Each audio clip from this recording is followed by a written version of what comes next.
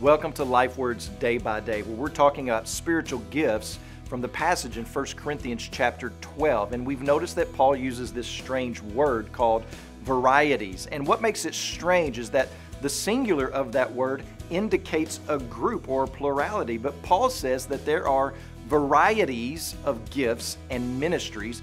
And he also says that there's a varieties of expressions of gifts. Listen to what the text says in verse 6.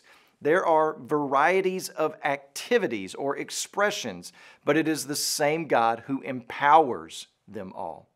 That word for activities is where we get our word for energy. And in this context, it has the meaning of activity as an expression. In other words, what is being emphasized is the varieties of expressions of spiritual gifts.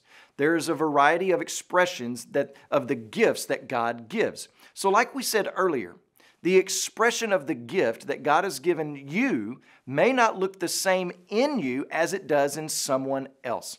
It doesn't make your expression less than or greater than. It's just different. And it still requires spirit-dependent based obedience. Nor may it look the same today as it will look tomorrow. So watch this. Some people have the gift of evangelism, but it expresses itself differently in different people.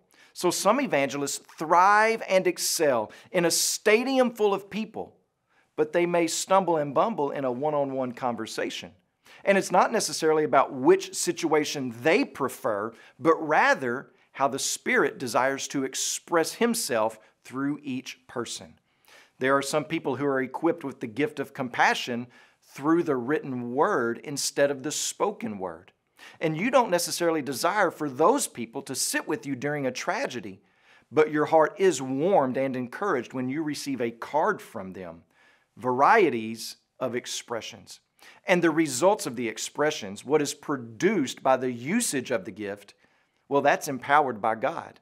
And what that means is that when a Christian is Spirit-filled, his focus will be on obedience to the Lord with a trusting heart and not on results. Because whatever results are produced, whether they be big or small in my eyes, they are produced by God as God sees fit. When you pray today, please remember Brandon Lingle and his family, our missionaries in Thailand. And also remember the Makanda Lifeword broadcast that's heard in Tanzania.